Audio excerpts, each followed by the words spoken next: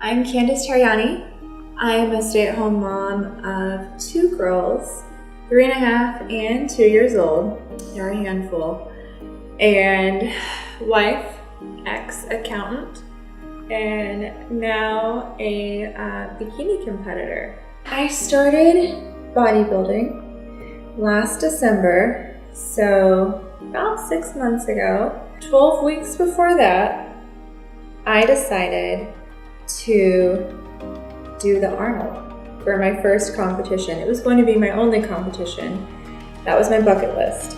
I had a girlfriend who was interested in doing it. It was her bucket list item to do the Arnold. So I'm like, okay, let's do it, whatever. Can't be that hard, right? Had never really lifted. I did cardio, I did boot camp classes, I did bar. I was decently in shape. I ride dirt bikes. So I had a background of fitness, but never went to the gym by myself and lifted heavy stuff. Never. So that was new.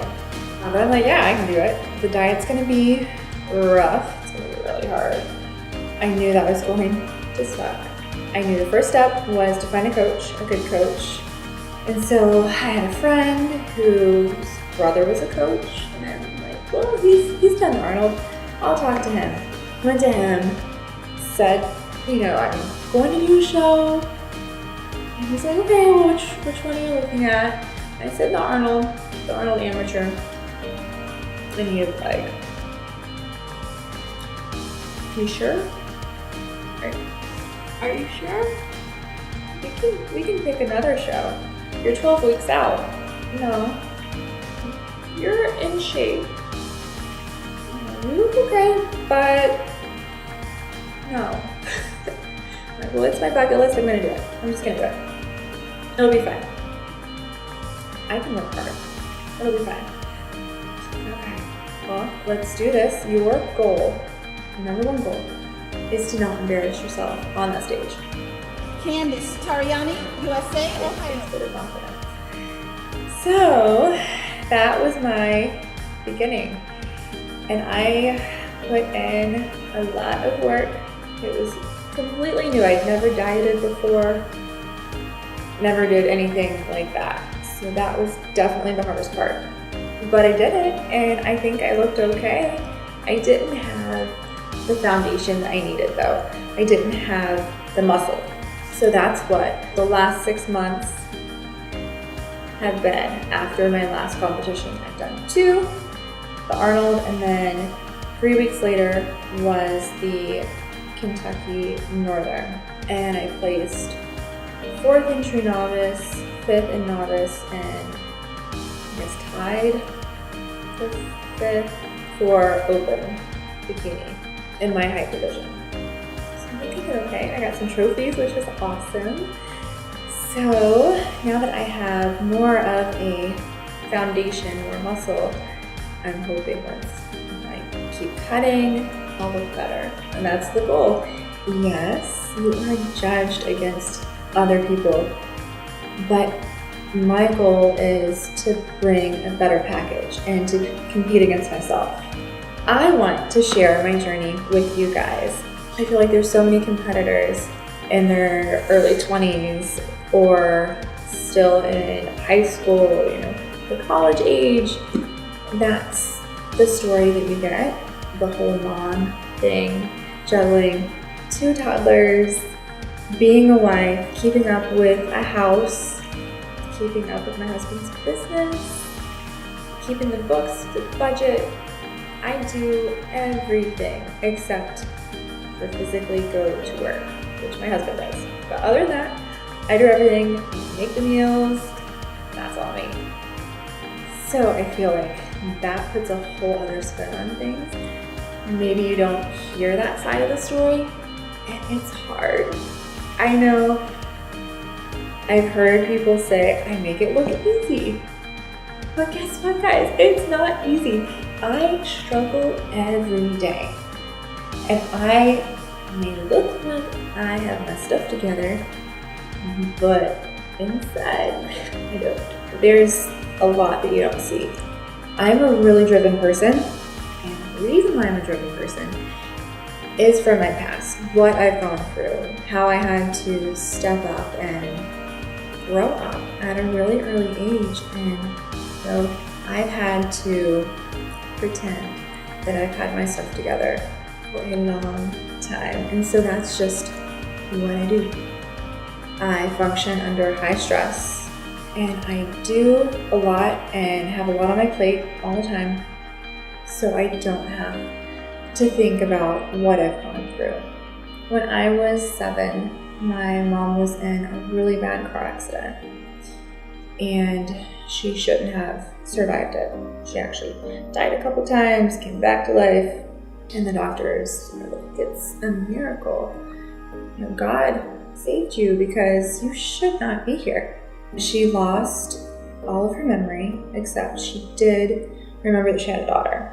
I was her only child, but not of my dad.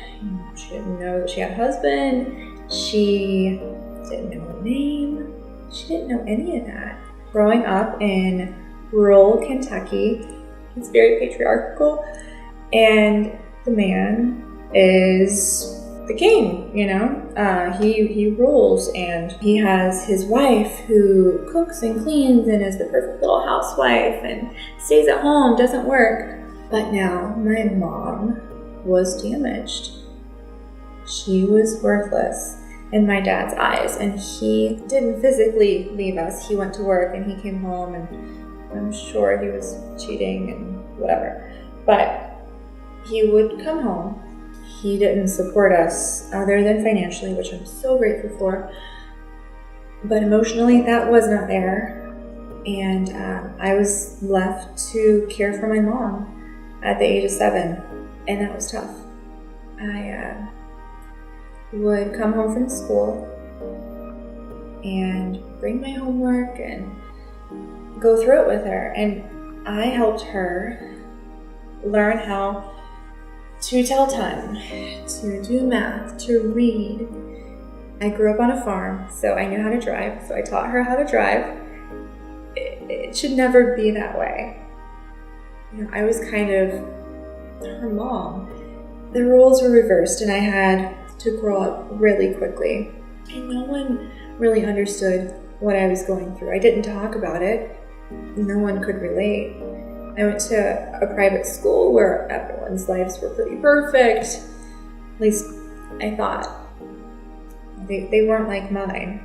They didn't have to go home from school and take care of their mom because their dad wasn't there. My mom got stronger. We learned everything. Went back to school for a little bit until my dad made her quit. So she got stronger and she decided to divorce him, which of course that's the right decision. We were packing up all of our stuff, getting everything out, ready to move. He came home from work early and he tried to kill my mom in front of me. It was all a blur. I'm not exactly sure what happened, but somehow I got my mom out and called the police. The police came and my mom was safe. At 11 years old, my parents decided to divorce. So that's a lot to see as an 11-year-old. Lots went on between 7 and 11. My mom's health went up and down, and she would have seizures on the floor. Seeing that was rough. And my dad made it seem like everything was great, and he seemed like the perfect husband, the perfect dad to everyone else. So even if I talked about what went on behind closed doors, no one would believe me because he was so good, a great manipulator. He made my mom and I feel worthless. I was too fat. You know, if you saw pictures, I was a beanpole and I was too fat. So I struggle with that. My parents divorced. And my dad, being the awesome guy he is, he drained all of our bank accounts, cashed in my stocks, my bonds. He emptied my savings account, his 11-year-old's savings account.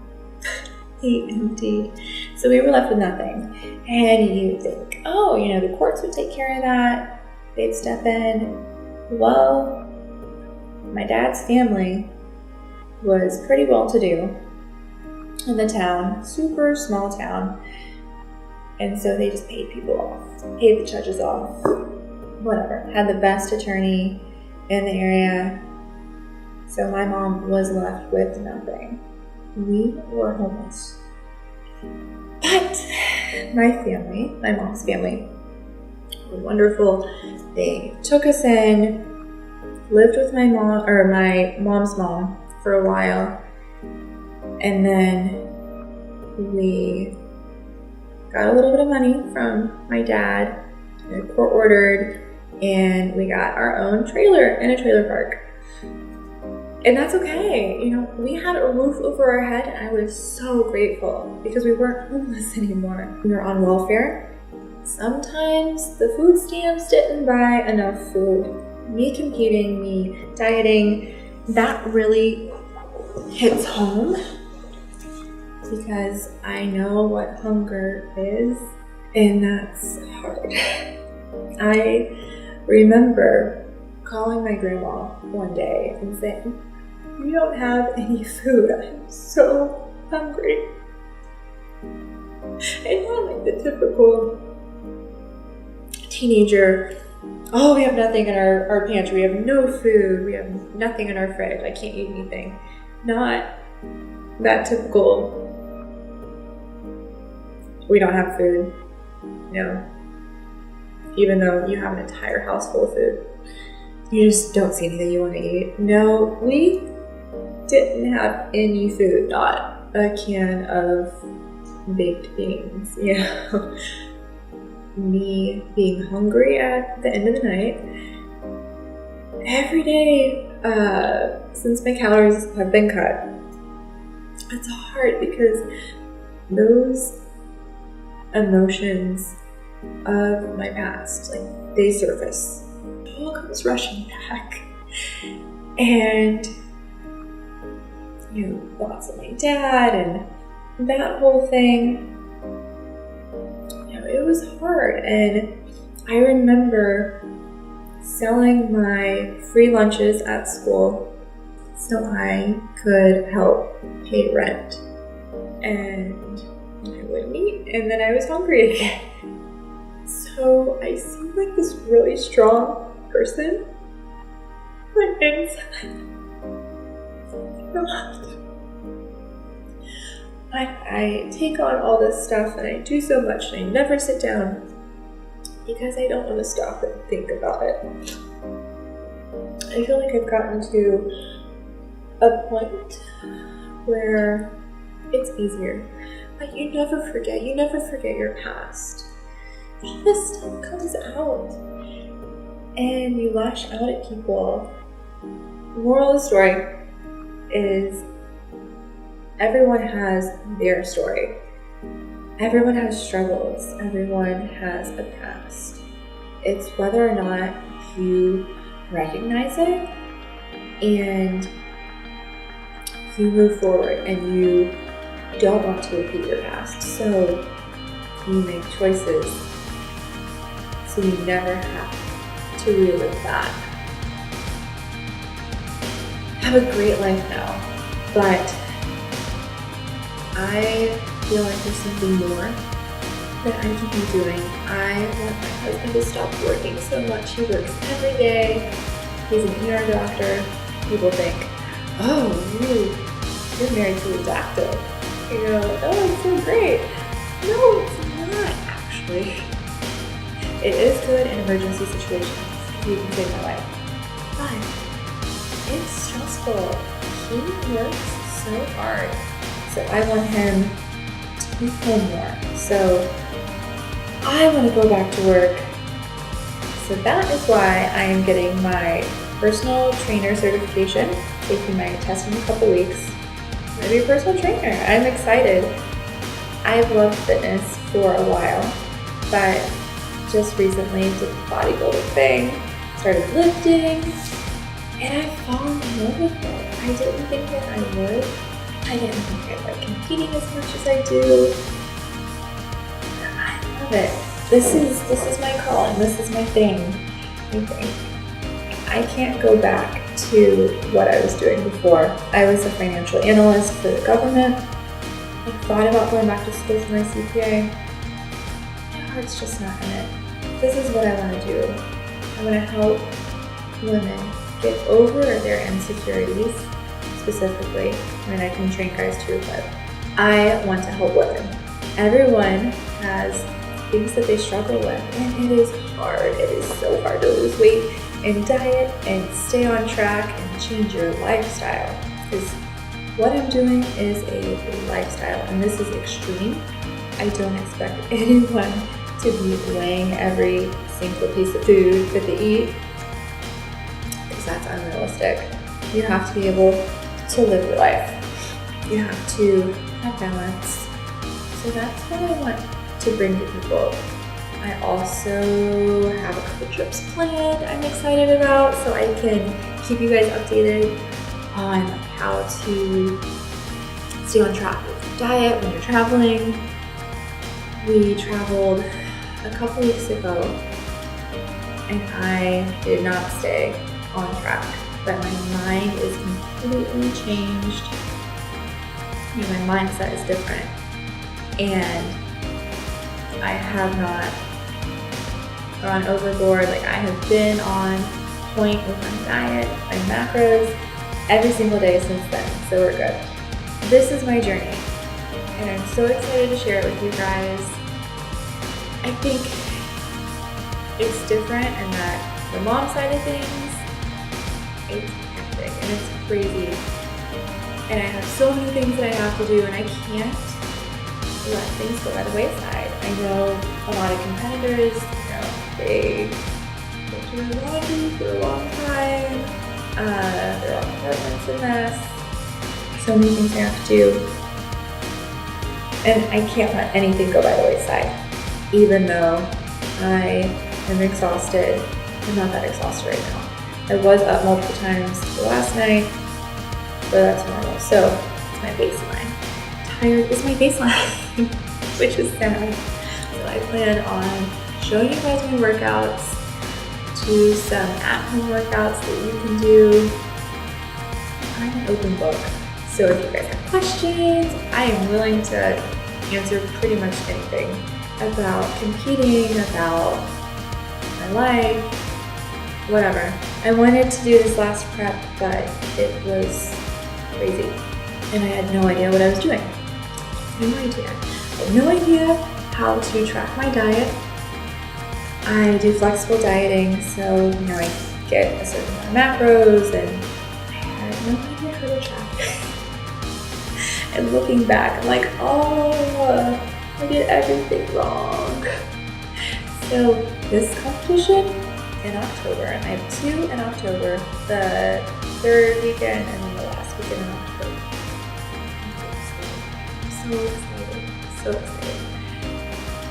So that's it. That's who I am. That is my story. Hopefully you guys can get something out of it. I'm sure I will go into more depth about some things. If I'm struggling with something that day, I'm excited to share this, and I'll talk to you guys soon.